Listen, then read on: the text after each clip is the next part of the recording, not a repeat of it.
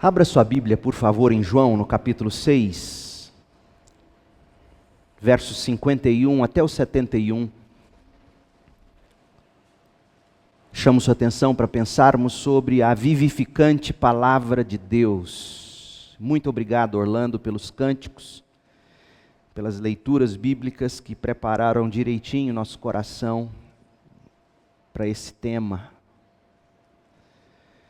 A vivificante palavra de Deus, João 6, de 51 a 71. Eu sou o pão vivo que desceu do céu. Quem comer deste pão viverá para sempre. E este pão que eu oferecerei para que o mundo viva é a minha carne. Então os judeus começaram a discutir entre si a respeito do que Jesus queria dizer. Como pode esse homem nos dar sua carne para comer? Perguntavam.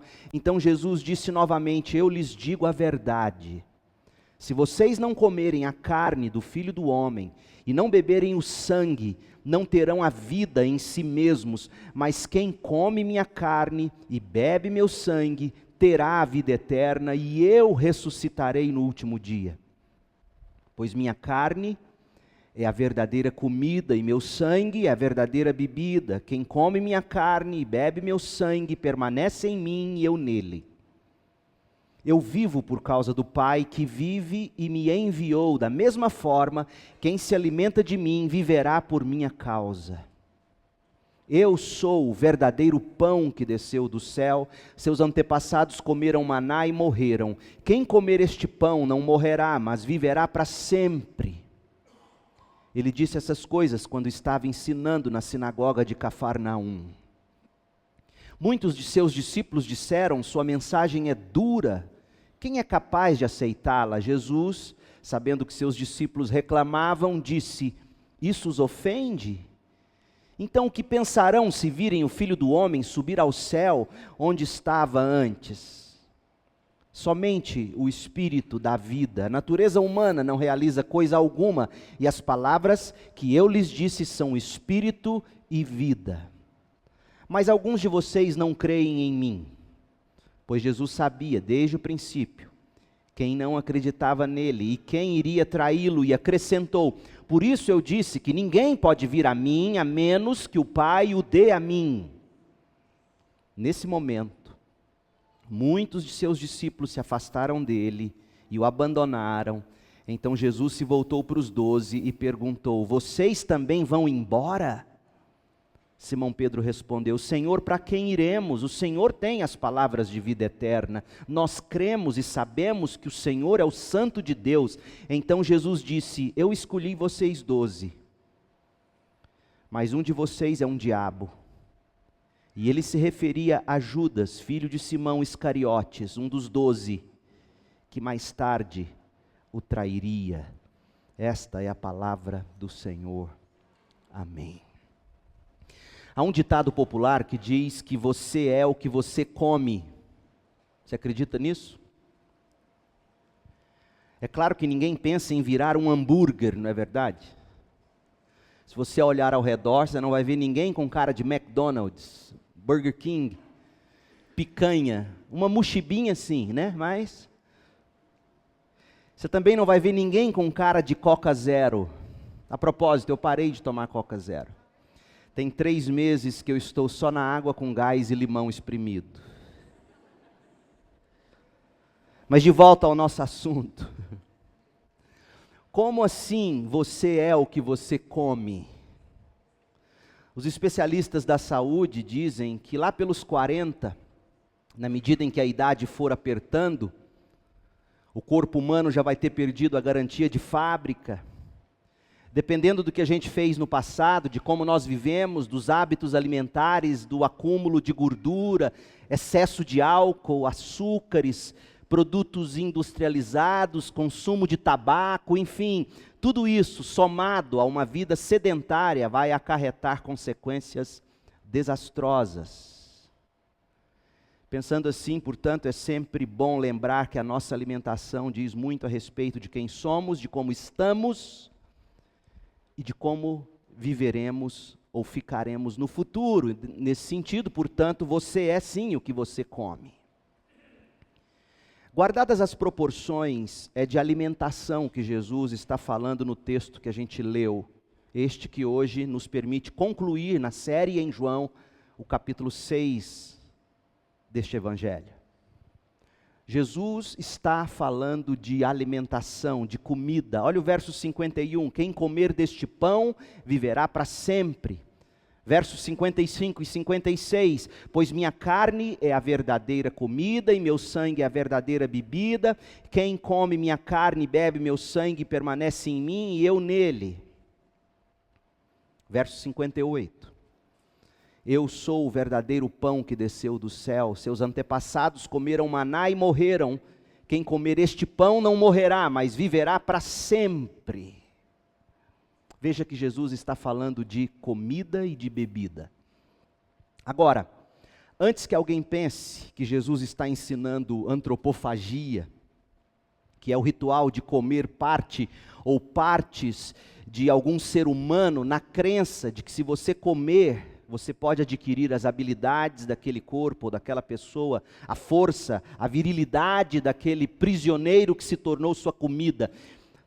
Antes que você pense que Jesus esteja aqui ensinando antropofagia, a exemplo de alguns discípulos que acharam isso quando estavam lá ouvindo Jesus, você vê isso no verso 60, saiba que a linguagem do Senhor aqui é figurada, e que a forma de se comer da carne e beber do sangue de Jesus não é na ceia do Senhor. Este texto não fala da ceia. A ceia fala desse texto, esse texto não fala da ceia. O que nós temos nesse texto é o que a palavra de Deus, a Bíblia e a ceia do Senhor fazem, apontam para Jesus, para o Cristo. Então, o que o Senhor Jesus está falando aqui é da comunhão com Ele, na palavra de Deus, pela iluminação do Espírito de Deus no coração do crente. Para ficar claro isso para você, veja o verso 63. Jesus diz assim: somente o Espírito dá vida. A natureza humana não realiza coisa alguma. Tanto a natureza humana de quem deve crer, é disso que Jesus fala, tanto a natureza humana em si, do corpo que deveria ser comido. E aí ele diz o que de fato ele está querendo dizer: e as palavras que eu lhes disse, essas sim, minhas palavras, são espírito e são vida. Mas, verso 64, alguns de vocês não creem em mim. Então Jesus está dizendo que quem come de Jesus, pela fé na palavra de Deus, revelada e iluminada pelo Espírito de Deus, recebe vida. E o comer de Jesus e o beber de Jesus é como você que ao ler um bom livro, já disse isso aqui, você ao assistir um bom filme, ouvir ou assistir a uma boa aula, você sai dizendo: eu comi disso, eu bebi disso, eu me fartei com isso, eu saboreei esse conteúdo. É disso que Jesus está dizendo. Quem saboreia de mim, recebe o poder vivificante da palavra de Deus. É disso que Jesus está tratando, e nós somos, portanto, o que nós comemos.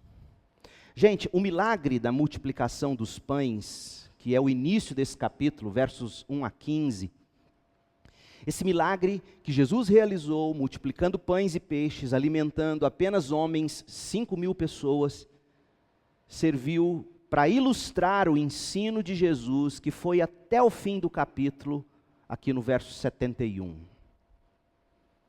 O que o Senhor Jesus ensinou, veio na forma de 3 discursos, aqui nesse texto. Ele faz o milagre, e aí a multidão corre atrás dele, querendo pão, e aí dando resposta a uma interrogação dessa multidão, versículos 22 a 40, Jesus faz o primeiro discurso. Depois, o segundo discurso, ele vem em resposta à murmuração dos judeus que se indignaram quando perceberam que Jesus se colocou acima de Moisés, versos 41 a 51. E o terceiro discurso discorre dessa discussão indignada dos mesmos líderes judeus cegos pela verdade, versos 52 a 59.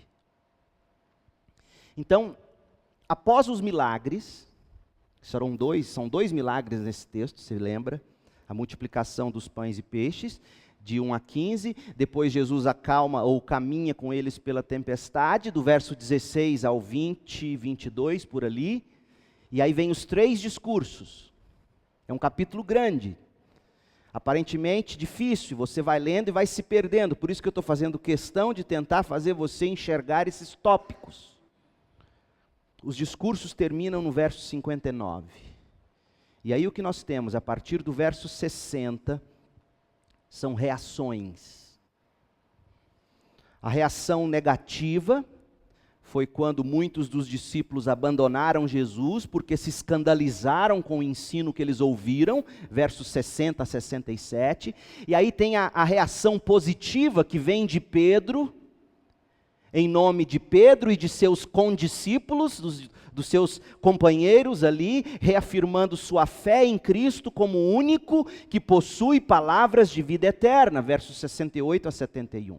Então assim está desenhado o capítulo 6. Agora, temos dito que o que a maioria das pessoas ainda hoje não percebe é que Jesus, em graça, alimentou a multidão faminta quando multiplicou pães e peixes. Mas com o propósito de ensinar verdade. Jesus é cheio de graça e de verdade. Nós lemos isso já no capítulo 1 de João. Então Jesus, em graça, multiplica pães e peixes, alimenta a multidão faminta, com o propósito de, cheio de verdade, ensinar que de fato o que alimenta o ser humano são as palavras vivificantes de Deus. Não perca isso de vista. Aliás, gente, a oração do Senhor, o pão nosso de cada dia, é dado diariamente, e se você observar a sequência de como Jesus nos ensina a orar, a primeira grande petição da oração do Senhor é: santificado seja o teu nome, Pai nosso que estás nos céus. A segunda grande petição é: venha a nós o teu reino. A terceira é: seja feita a tua vontade, assim na terra como no céu. Jesus já nos mostra quais são as prioridades do crente: a santidade do nome de Deus, a implementação ou o espalhar do reino de Deus, a vontade de Deus para a vida dele. E para que isso se cumpra, o crente precisa do pão de cada dia, do perdão e de perdoar, e ele precisa que Deus o livre de cair em tentações, confiando que de Deus é o poder, o reino e a glória. Jesus já tinha nos ensinado na oração do Pai Nosso, que o pão de cada dia serve para nos fazer viver querendo comer do pão da vida. Mas o cristianismo de hoje inverteu isso. A gente transformou Deus em padeiro, sem querer o pão da vida. Mas o Senhor Jesus, em Mateus 4, verso 4, diz que não só de pão viverá o homem, mas de toda palavra que procede da boca de Deus. Hoje, portanto, concluindo o capítulo 6 de João, eu quero olhar para esse texto e buscar aprender o que Jesus tem a nos ensinar sobre essa palavra vivificante de Deus. A primeira lição é: a palavra de Deus é comida de verdade. A segunda lição: a palavra de Deus é alimentação forte. E a terceira verdade: a palavra de Deus é fonte de vida. A palavra de Deus é comida de verdade. Olha o verso 59. Perceba quem era a audiência de Jesus, o público para quem Jesus estava discursando. Jesus estava na sinagoga de Cafarnaum. A sinagoga era composta por pessoas que que reverenciavam a palavra de Deus, aqueles eram homens piedosos, judeus piedosos.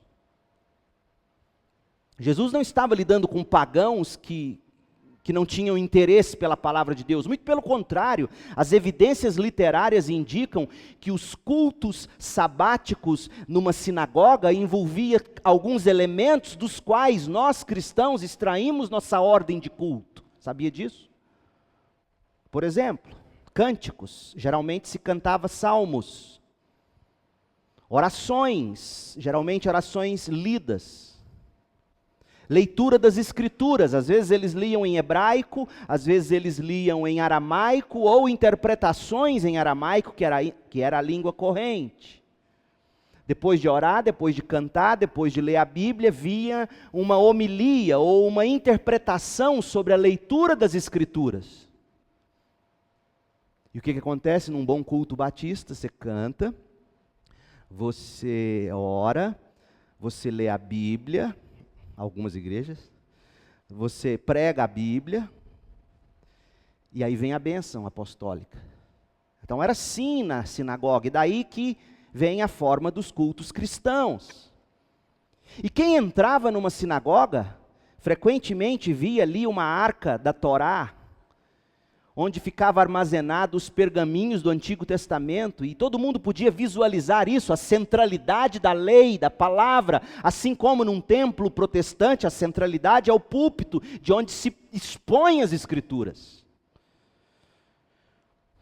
Além disso, existem evidências arqueológicas, especialmente em escavações na região de Corazim, na região da Palestina, onde se encontrou lá um assento, uma cadeira, que era chamada cadeira de Moisés. Porque naquela cultura, o mestre, ele ensinava sentado. Lembra o Sermão do Monte, quando Jesus chama a multidão para si, a Bíblia diz que no alto do monte Jesus se assentou e começou a ensinar. Por isso que hoje nós dizemos que na universidade tal, fulano ocupa a cadeira tal de ensino. Vem daí a ideia, o mestre ensina assentado, e os discípulos, geralmente, sabe como eram? Em pé, ouvindo o mestre. Imagina eu sentado, vocês em pé, uma horinha escutando um sermão. Rola? Não. Eu quero que você perceba, gente, que esse povo para quem Jesus está pregando, não era um povo que não buscava a palavra. Tinha ordem de culto, a sinagoga em Cafarnaum, tinha ali pelo menos o símbolo da lei como central, tinha a cadeira de Moisés. Aliás, olha o que diz Jesus em Mateus 23, de 1 a 2, Jesus diz assim: então Jesus disse às multidões e a seus discípulos, os mestres da lei e os fariseus ocuparam o lugar de intérpretes oficiais da lei de Moisés. A versão Almeida, Revista e Atualizada, dizem que os mestres e os fariseus ocuparam a cadeira de Moisés. Essa da qual falei, que existia simbolicamente.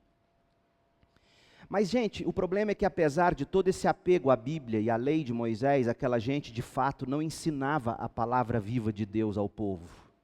Eles não ensinavam a Bíblia para o povo. Olha o que diz Jesus na sequência, Mateus 23, verso 2, Jesus diz assim: os mestres da lei e os fariseus ocuparam o lugar de intérpretes oficiais da lei de Moisés, se assentaram na cadeira de Moisés. Portanto, pratiquem tudo o que eles dizem e obedeçam-lhes, mas não sigam seu exemplo, pois eles não fazem o que ensinam. Pratiquem o que a lei diz. O que eles fazem? Verso 4. Eles oprimem as pessoas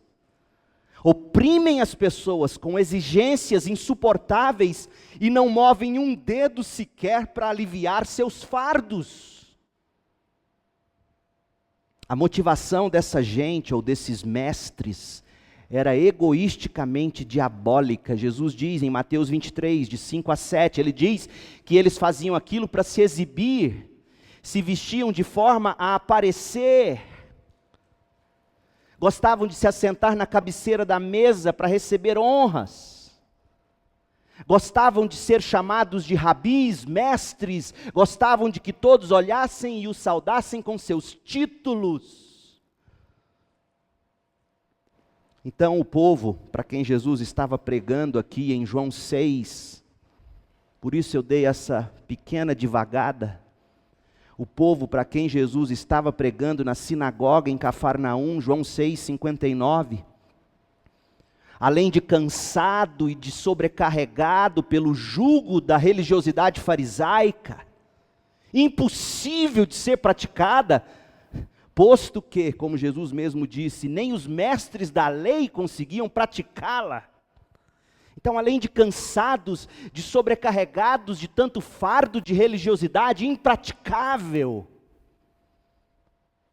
aquele povo estava com fome, estava com sede. Mateus capítulo 11, de 28 a 30, nos mostra o lado cansado e sobrecarregado dessa gente.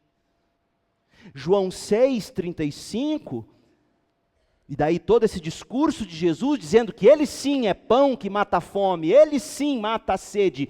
A linguagem de João é diferente, ele mostra a fome dessa gente, a sede dessa gente.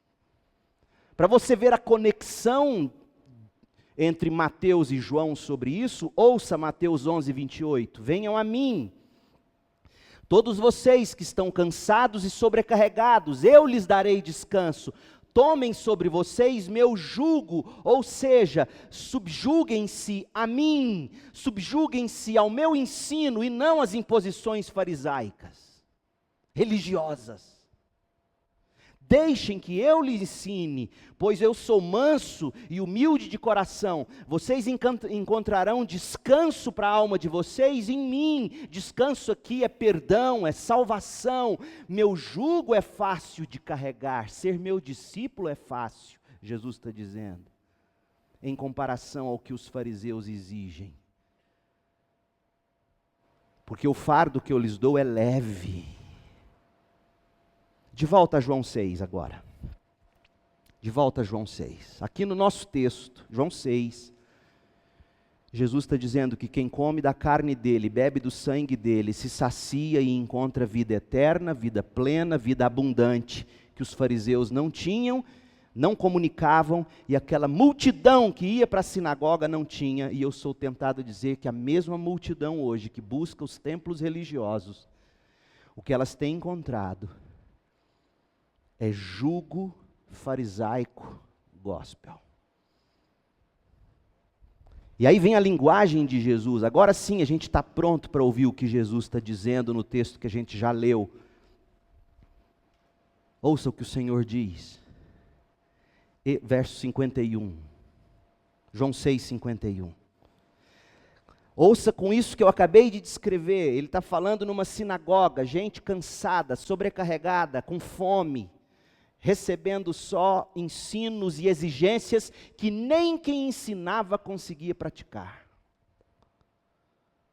Aí vem Jesus, sabendo que a cadeira de Moisés está ali, todo mundo amava Moisés, respeitava Moisés, a lei de Moisés. Aí ele vem e diz: eu sou o pão vivo que desceu do céu. Em outras palavras, lembra do maná? O maná apontava para mim. Quem comer deste pão viverá para sempre. E este pão que eu oferecerei para que o mundo viva é a minha carne. Comam de mim. Aí os judeus começaram a discutir entre si a respeito do que ele queria dizer, como pode esse homem nos dar sua carne para comer. Então Jesus disse novamente: eu lhes digo a verdade, se vocês não comerem a carne do Filho do Homem, não beberem o seu sangue, não terão a vida em si mesmos. Mas quem come minha carne e bebe meu sangue, terá a vida eterna, e eu ressuscitarei no último dia, pois minha carne é a verdadeira comida, meu sangue é a verdadeira bebida. Quem come minha carne, bebe meu sangue, permanece em mim, eu nele. Aí ele diz: sabe por que eu vivo? Eu vivo por causa do Pai que vive em mim e me enviou. E da mesma forma, quem se alimenta de mim, viverá por minha causa. Eu sou o pão verdadeiro que desceu do céu. Seus antepassados comeram o maná que Moisés providenciou e morreram.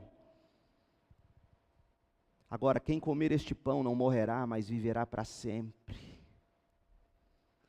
Ele disse essas coisas quando ensinava na sinagoga de Cafarnaum. Gente, a forma de Jesus falar intrigava não só os fariseus, intriga a gente hoje. Essa semana eu estava com um adolescente da igreja fazendo um RD com ele, um relacionamento discipulador, lendo a Bíblia com ele. E nós estávamos lendo esse texto. E eu fui explicando e dando os sinais. Aí o jovenzinho virou para mim e falou assim: por que Jesus fala assim? Por que ele não é direto? Eu expliquei, ele está aqui, e aqui vai a resposta para ele e para vocês. Por que Jesus fala assim? Por que tanta linguagem em forma de parábolas e de imagens? As pessoas dizem, não, Jesus falava em parábola porque era fácil do povo entender. Não leu nem a Bíblia. Porque parábola é que fazia o povo ficar sem entender. Essas imagens aqui são difíceis de serem engolidas. Por que Jesus falava desse jeito e por que Jesus falava em parábolas? Olha o que ele diz em Lucas 8:10. A vocês, aos discípulos, é permitido entender os segredos do reino de Deus. Mas uso parábolas para ensinar os outros, a fim de que, quando olharem, não vejam, quando escutarem, não entendam. Uai, que isso? Então você está usando parábolas, Senhor, para que quando ouvirem você ou o Senhor, eles não ouçam? É. Para quando verem, não enxerguem? É. Por quê? Porque coisas espirituais de Deus se discernem pelo Espírito de Deus e não pela lógica da razão humana. Paulo vai dizer em 1 Coríntios 2,14 que o homem natural não aceita as coisas do Espírito de Deus. As coisas do Espírito de Deus para o homem natural são loucura. O homem natural não pode entendê-las porque as coisas espirituais de Deus se discernem espiritualmente. Então, quando Jesus falava dessa maneira, ouça bem agora, presta atenção, quando Jesus falava em parábolas, quando Jesus falava em imagens, àqueles que estavam seguindo ele falava com dois propósitos. Primeiro, endurecer ainda mais o coração dos incrédulos, revelando a eles quão cegos e quão surdos eles são por natureza para a palavra de Deus. Em primeiro lugar, é Jesus quem diz isso. Mateus 13:15, Lucas 10:8. Ele fala dessa forma, por quê? Porque quem é apenas natural, carnal, sem nenhum tipo de influência ou ação do Espírito, quando se coloca de cara com o ensino de Deus, diz, isso é loucura, esse homem é maluco. Mas o segundo propósito é despertar o apetite espiritual daqueles a quem o Pai decidiu se revelar. Ouça Mateus 11:25. Mateus 11:25. Naquela ocasião, Jesus orou da seguinte maneira: Pai, Senhor dos céus e da terra, eu te agradeço porque escondeste estas coisas. Escondeste estas coisas. Que coisas? O que ele ensina? Escondeste estas coisas daqueles que se consideram sábios e instruídos. Como que Deus escondeu? Deus não deu entendimento, apenas entregou a mensagem e não deu entendimento. Mas o Senhor revelou aos que são como crianças. O Senhor abriu a mente deles. Sim, Pai, foi do teu agrado fazê-lo assim. Meu Pai me confiou todas as coisas. Ninguém conhece verdadeiramente o Filho a não ser o Pai, e ninguém conhece verdadeiramente o Pai a não ser o Filho. Agora ouça, e aqueles a quem o Filho escolhe revelá-lo. E aí ele diz, venham a mim todos vocês, deixem eu ensinar-lhes. Sabe o que eu aprendo disso aqui, gente? O convite é para todo mundo, venham todos. Mas só virão aqueles a quem o Pai e o Filho escolheram se revelar. Virão a Cristo apenas aqueles que o Pai trouxer. João 6, 64 e 65. Então por que Jesus fala em parábolas? Por que Jesus fala tão difícil assim como em João 6? Para mostrar que se o Espírito de Deus não agir, o homem incrédulo vai ouvir e vai ficar mais duro ainda. Por outro lado, aqueles em quem o Espírito de Deus age, esses vão até Jesus e dizem: Senhor, para onde iremos nós? Só tu tens palavras de vida eterna. E aí o que Jesus disse para Pedro, quando Pedro disse reconhecer que ele é verdadeiramente o Filho de Deus? Jesus vira para Pedro e diz: Pedro, sabe quem te revelou isso? Não foi carne, não foi sangue, não foi sua força de vontade. Quem te revelou isso foi meu Pai. O meu Pai te trouxe a mim, Pedro. Aleluia. Agora, decifrando em poucas palavras, quando Jesus fala de comer sua carne e beber seu sangue, João 6, volta para João 6. Jesus está provocando as pessoas a submeterem o coração ao ensino dele, que é a verdadeira comida. Então ele está dizendo assim: vocês estão ouvindo o que eu estou dizendo e a princípio parece confuso, duro, difícil, mas venham. Vejam como é fascinante. E a gente usa essa linguagem, já falei de novo. Que livro, estou lendo um livro maravilhoso, e a gente diz: eu estou comendo aquele livro. Estou bebendo aquele livro. O que você está dizendo com isso? Você está dizendo o seguinte: aquele conteúdo me preenche, me satisfaz, me ilumina, me ensina, me enleva, me alegra, me faz rir, me faz chorar, me preenche. E aí Jesus está falando disso, e quem tem o mover do Espírito de Deus entra, entende e fala: é mesmo. Como aqueles discípulos a caminho de Emaús, enquanto Jesus expunha a eles as Escrituras, o que o Evangelho de Lucas diz? Que eles viram um para o outro e falam: olha, por acaso, quando ele nos expunha as Escrituras no caminho, nosso coração ardia, ou seja, a gente estava saciado, satisfeito com aquela palavra ensinada pelo Senhor no caminho. Tá. Senhor, o que o Senhor quer dizer com comer sua carne e beber seu sangue? Vamos lá? Comer a carne. Comer a carne remete os ouvintes à vida de Jesus, o Deus que se fez carne, João 1,14. O Deus que se fez carne e habitou entre nós. Cheio de graça e de verdade, e nós vimos nesse Deus encarnado em Jesus, nós vimos a sua glória, glória como do único Filho de Deus. Então quando Jesus diz: coma da minha carne, sabe o que ele está dizendo? Olhem para a minha vida enquanto Deus encarnado. Leiam sobre mim nos evangelhos, de Gênesis a Apocalipse. Leia sobre mim, veja as profecias sobre mim, veja os cumprimentos dessas profecias em mim no Novo Testamento. Olhem para a minha vida, olhem para o fato de que eu me tornei carne, habitei entre vós, sem pecado, uma vida perfeita. Vejam como eu vivi, ouçam o que eu ensinei, aprendam da minha sã doutrina. Comer da carne de Jesus é aprender do Deus que se fez carne, é isso que Jesus está dizendo. E ao ler sobre esse Jesus, e ao comer desse Jesus, você se sacia, você se encanta com esse homem.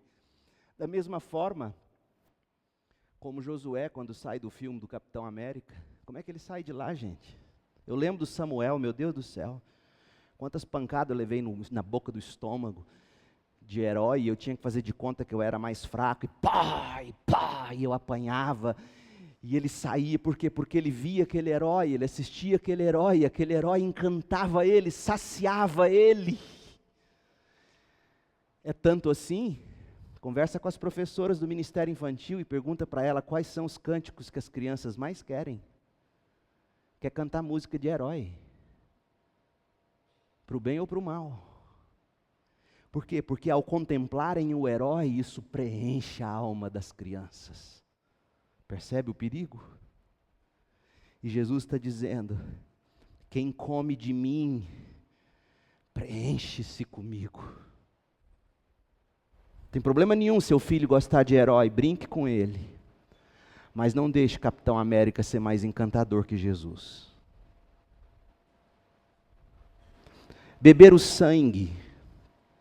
Beber o sangue remete-nos ao que Jesus fez na cruz. O sangue, para o judeu, é onde está a vida. O sangue derramado na cruz é Deus em Cristo entregando sua própria vida. Então, Jesus está dizendo, beber do meu sangue é vocês olharem para a obra de expiação que eu fiz na cruz, é vocês olharem para a crucificação, é vocês entenderem o que significou eu, o Cordeiro de Deus, que tira o pecado do mundo, morrer no lugar do pecador, ser sepultado, ressuscitar no terceiro dia. Então, beber do sangue é você se saciar com a obra de salvação que Jesus providenciou. Assim é, meu povo, que a palavra de Deus é comida de verdade, ao nos apontar para Jesus Cristo encarnado, para a vida dele, para o ensino dele, para a morte e ressurreição dele. E quem crê nesse Cristo, quem aprende dele como alguém que se farta de comer e de beber de alguma coisa gostosa, essa pessoa é salva, essa pessoa se satisfaz. A palavra de Deus na revelação de Jesus Cristo é a verdadeira comida, é o que o Senhor está dizendo. Comida que satisfaz e não escraviza, e não amedronta, como os fariseus faziam e muitos líderes hoje ainda fazem. A verdadeira comida não é algum tipo de religiosidade, ritual, espiritualidade farisaica, cumprimento da saia, se depila, se não depila, se corta, se não corta, se põe ou se não põe, botox e outras coisas. A espiritualidade não é mística, não é ritualística, a verdadeira comida não é a ceia, não são os rituais, até porque é possível comer do pão e beber do cálice indignamente, 1 Coríntios 11, 27. A verdadeira comida é aquilo para o que a palavra de Deus, a Bíblia aponta. A verdadeira comida é aquilo para o que a celebração da ceia aponta. A saber, Jesus Cristo e este crucificado. É isso que salva, é isso que sacia, é isso que satisfaz.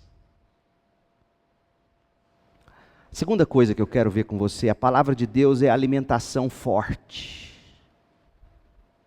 A comida que Jesus oferece é forte, não são todos que conseguem digeri-la. O problema, no entanto, gente, não está na dieta da palavra de Deus. O problema está na dureza do coração de quem ouve. Nunca na palavra, nunca na comida em si, mas no estômago do coração do ouvinte. Olha a sequência do texto, João 6,60. Jesus falou de tudo isso que eu tentei explicar aqui para vocês, até o verso 59, dizendo: coma da minha carne, aprenda de mim, beba do meu sangue, delicie-se na morte, na cruz no lugar do pecador. Aí olha só o que acontece, muitos dos seus discípulos disseram: sua mensagem é dura. Nós achamos isso duro demais, duro para os nossos ouvidos, quem é capaz de aceitá-la? Gente, Jesus, sabendo que seus discípulos reclamavam disso, isso os ofende? Então o que vocês vão pensar se virem o Filho do Homem subir ao céu onde estava antes? Somente o Espírito da vida, a natureza humana não realiza coisa alguma, e as palavras que eu lhes disse são Espírito e vida, mas alguns de vocês não creem em mim. E aqui para mim está a melhor explicação em toda a Bíblia sobre a presciência de Deus. Porque a presciência de Deus não serve para revelar quem ia crer. Serve para revelar que ninguém creria se o Pai não trouxesse suas ovelhas. Eu te desafio a encontrar outro texto bíblico que seja mais claro sobre a presciência de Deus do que esse. Não há. E olha o que Jesus diz. Jesus sabia desde o princípio quem não acreditava nele, quem ia traí-lo, e acrescentou: por saber quem não acredita, por saber que Judas vai me trair, Jesus acrescentou: por isso eu disse que ninguém pode vir a mim, a menos que o Pai o dê a mim de presente. Crente, você é crente porque Deus Pai te deu a Deus Filho, e agora você tinha que gritar aleluia. Ô povo de Deus, sua salvação é maravilhosa do começo ao fim. Quando eu e você ainda não tínhamos fome, quando eu e você não tínhamos sede de Deus, quando eu e você não buscávamos Deus, quando eu e você não sabíamos sequer o que é amor, quando eu e você não tínhamos nada que desejasse Deus, Deus Pai nos amou e nos levou a Deus Filho. E pelo poder do Deus Espírito Santo nos regenerou e colocou em nós fé, dom de Deus, isso não vem de nós. E essa revelação, gente, ofendeu o coração endurecido daqueles pecadores. A mensagem é dura. Sabe por que essa mensagem é dura? Porque Jesus está dizendo algo tremendo. Ele está dizendo o seguinte: sabe do que o ser humano mais precisa? Não é de autoajuda, não é de afirmação, não é de estímulo, não é de empurrãozinho. O que o ser humano mais precisa é de Deus agarrá-lo pela mão e levá-lo até Cristo, é de regeneração, é de conversão, é de nascer de novo. O que o ser humano mais precisa é de um novo coração, ter consciência de que estamos mortos no nosso estado natural, precisamos do Espírito de Deus que dá vida. Sim, Ele, sem esse Espírito, ninguém conseguirá crer para a salvação. Por isso eu disse que ninguém pode vir a mim, a menos que o Pai o dê a mim. Agora você imagina o ser humano duro de coração ouvindo isso. Ah, é? Então quer dizer que se Deus não me levar, eu não vou?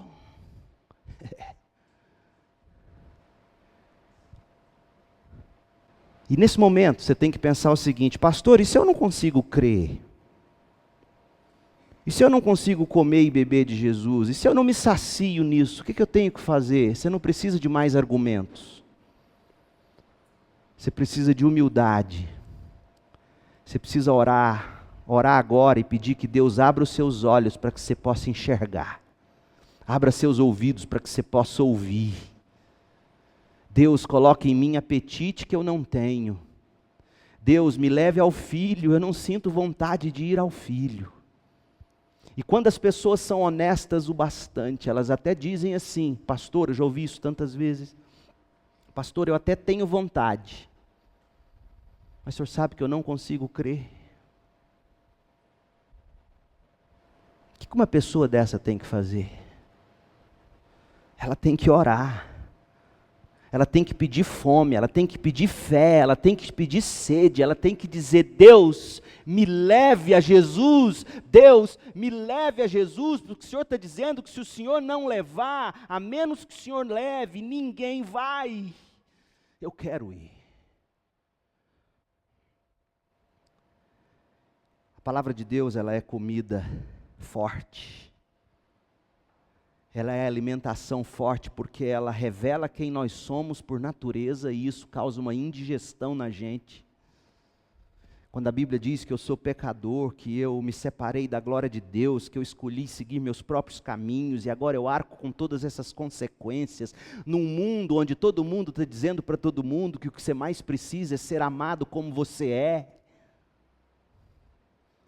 Num mundo onde as pessoas acham que amor é todo mundo encorajar você a fazer as maiores loucuras e estupidez, mesmo que isso te leve à morte. Vem Jesus e diz: isso não é amor. Amor é dizer para você que a direção que você está tomando vai te levar à destruição. Você está perdido em si mesmo, em si mesma. Você precisa arrepender-se, você precisa buscar a graça de Deus em Jesus, você precisa pedir perdão, você precisa receber Jesus no seu coração como comida que mata a fome e satisfaz, como tesouro precioso. Isso é comida forte, as pessoas não querem isso, as pessoas não querem ser confrontadas. As pessoas querem ser tapinhas nas costas, elogios. A gente até costuma olhar para a pessoa e ver que a pessoa está até mais gordinha assim, mais velhinha, né? E você fala assim, nossa, você está tão bem. A gente morre de medo de ofender por ser verdadeiro. E aí vem Jesus e diz, vocês estão perdidos. Eu não vim condenar, Jesus diz isso, eu não vim condenar, sabe por que eu não vim condenar? Porque vocês já estão condenados. Vocês já estão condenados, então o que eu vim fazer? Eu vim salvar aquelas ovelhas que meu pai me deu, porque se não me tivesse dado essas, ninguém ia me querer. É comida forte. E a última coisa, a palavra de Deus é fonte de vida. Versos 66 a 71, parece que não, gente. Parece que não, mas não é todo mundo que deseja realmente viver, sabia disso? Não é todo mundo que de fato deseja viver, não é todo mundo que de fato deseja enxergar, de fato deseja ouvir. Até porque o próprio Jesus diz em João 3,19 que as pessoas amam mais as trevas do que a luz da glória de Deus em Jesus. E quem ama as trevas não quer vida, quer morte. E olha a reação, gente, esses discípulos, e eu quero que você pasme comigo, pasme, porque a Bíblia vai dizer no verso 66 que muitos dos discípulos se afastaram dele. João está nos dizendo que no meio do povo de Deus tem discípulo que não é discípulo, tem crente que não é crente, tem fé que não é verdadeira. Dentro do povo de Deus existem aqueles que são um diabo como Judas, é assim que ele termina o capítulo 6. Isso deveria causar em nós espanto, medo de sermos um desses, enganados pela escuridão do nosso próprio coração.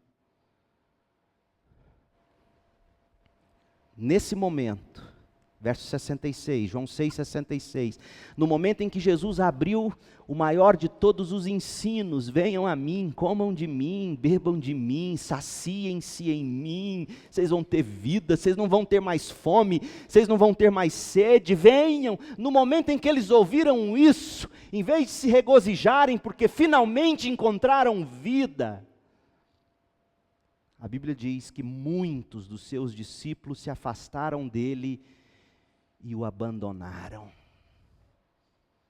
Ouça aqui, cristão, não é que eles perderam salvação, é que eles nunca foram salvos. Verso 67, então Jesus se voltou para os 12 e perguntou, vocês também vão embora? Simão Pedro respondeu, Senhor, para quem iremos? O Senhor tem as palavras da vida eterna, nós cremos e sabemos que o Senhor é o Santo de Deus. Então Jesus disse, Pedro, alto lá,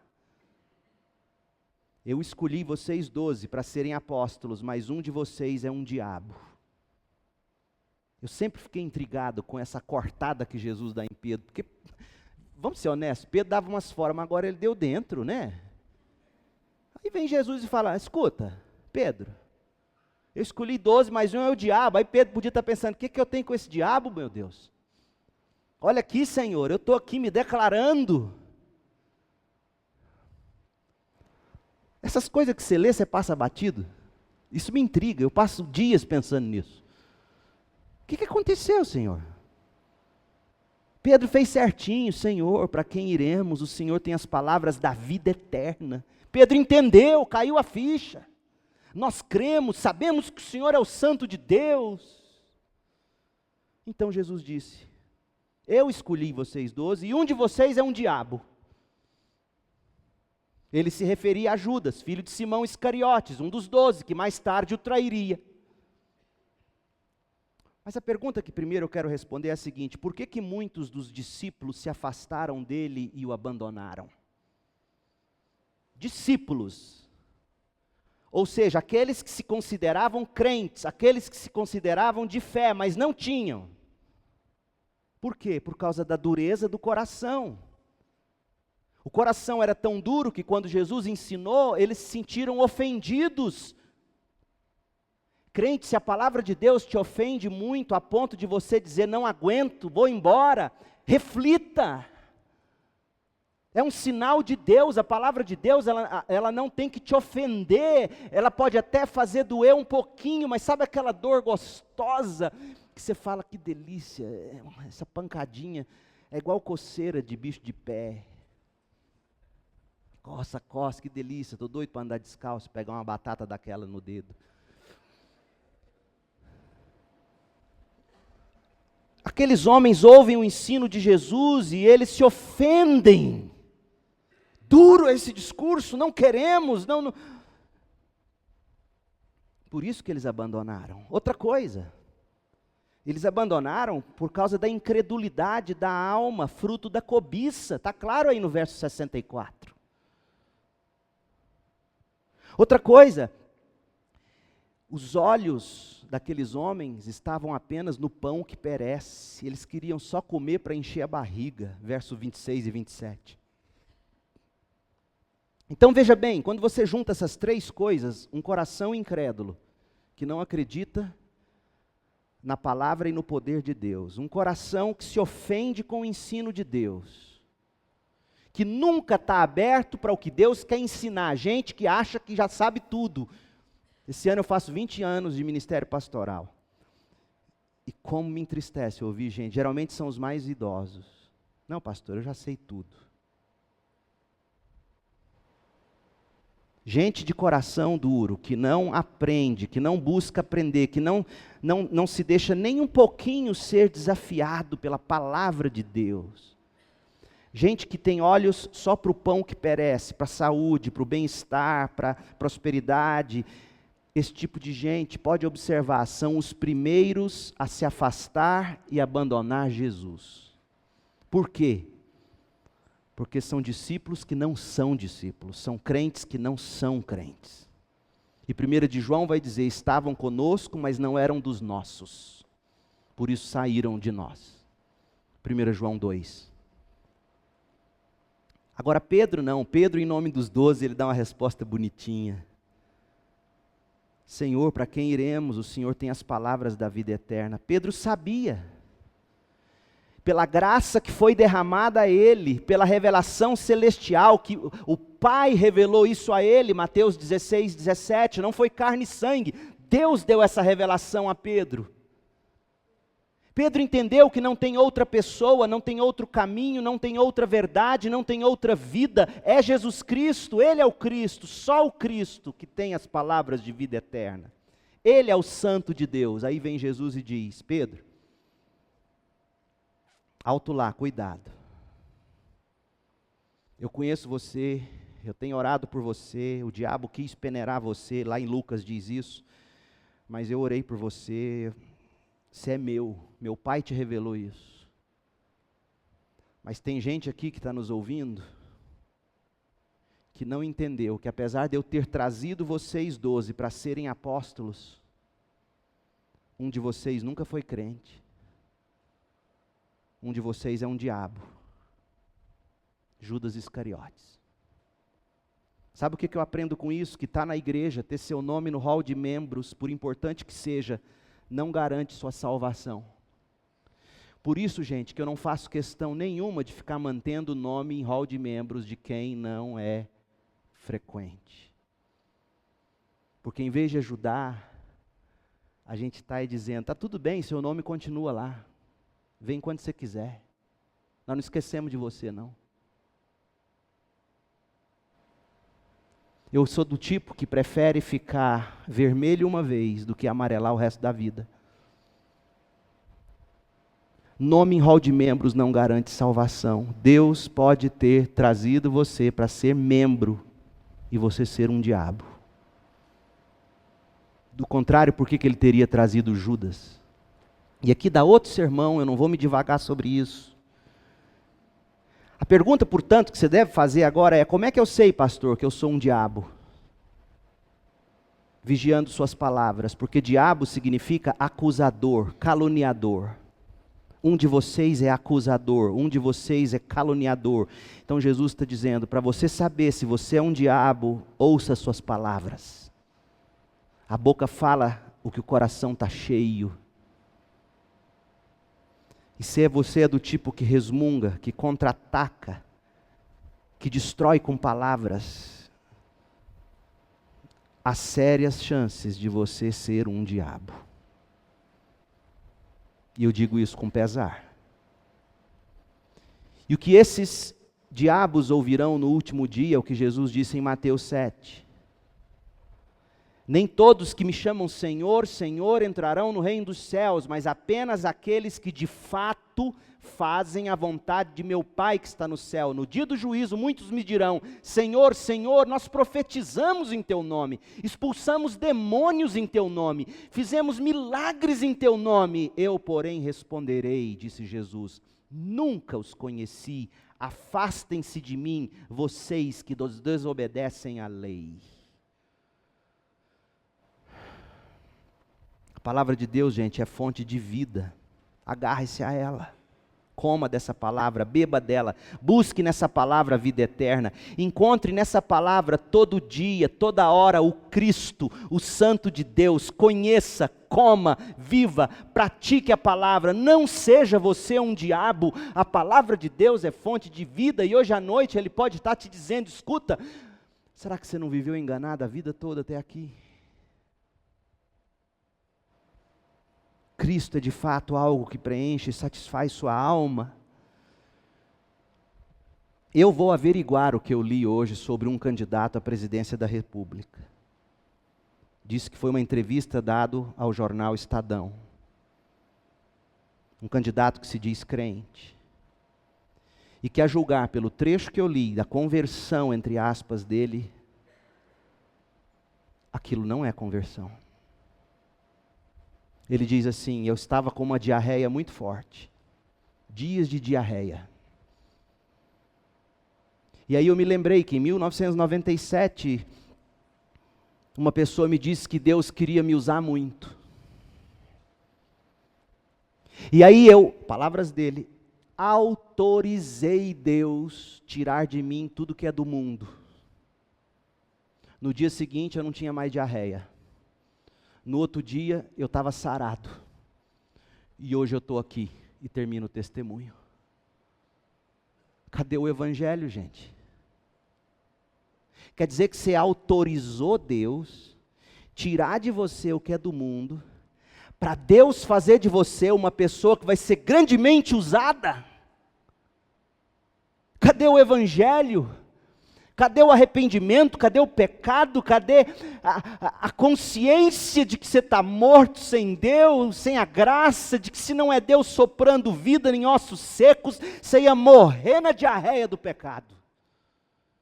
Que desgraça é esse evangelho que está sendo pregado nessa nação? Que desgraça, meu Deus! Isso não é evangelho. Milhares estão indo para o inferno e vão chegar diante de Deus e vão escutar Deus dizer: eu não te conheço. Eu sei, você expulsou demônio porque você usou meu nome, eu honrei meu nome. Você curou porque usou meu nome, eu honrei meu nome. Mas eu não te conheço. Até sarei sua diarreia, mas eu não te conheço. Não estou dizendo que é o caso deste, por favor. Mas a julgar pelo que eu li, e eu quero ir a fundo nisso. Alguém precisa dizer para aquele irmão que se é aquilo de fato que faz ele crer que ele é crente, ele está tão longe ainda, por mais que ande com a Bíblia de braço do braço, e por mais que diga glória a Deus, glória ao Senhor Jesus. É lamentável, gente, é triste. Nós vamos orar por ele, pela conversão dele.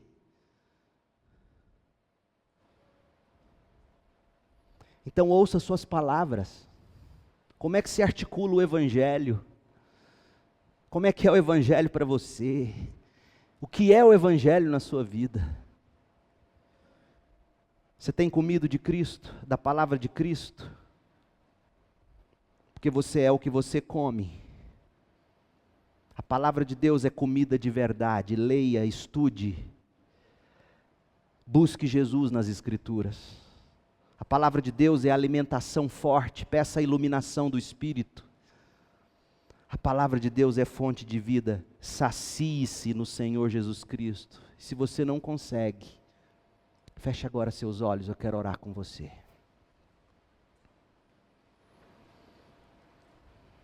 Ó Pai, em nome de Jesus.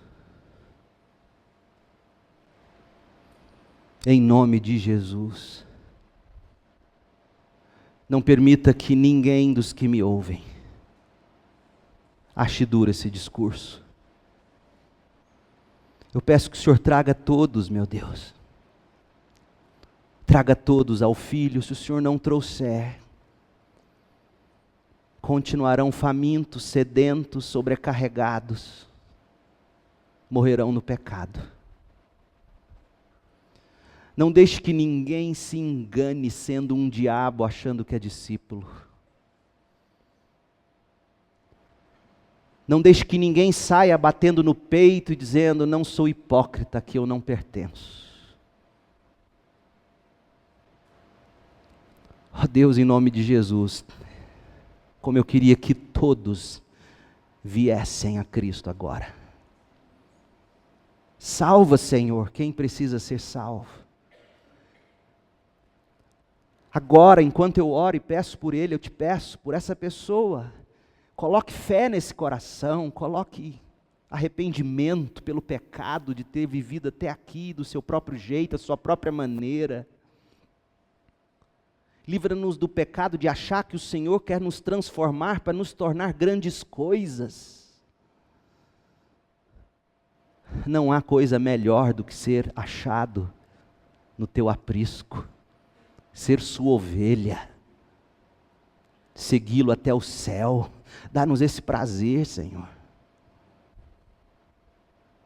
Ajuda-nos, livra-nos desse evangelho desgraçado que tem tomado conta dessa nação, triunfalista, maldito, que rouba o poder e a beleza da cruz. Pai, não se ouve cruz, não se ouve sangue, não se ouve carne de Cristo, corpo de Cristo.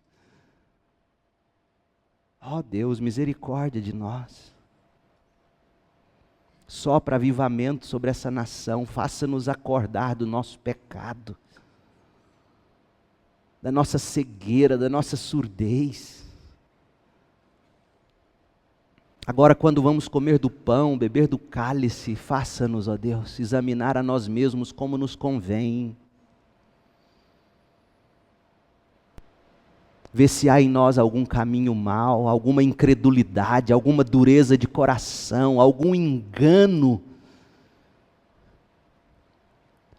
E dá-nos a graça de poder dizer como Pedro, Senhor, não vamos te abandonar, para onde iremos? Só tu tens palavras de vida eterna. Palavras de vida eterna, é isso que a gente quer, meu Deus.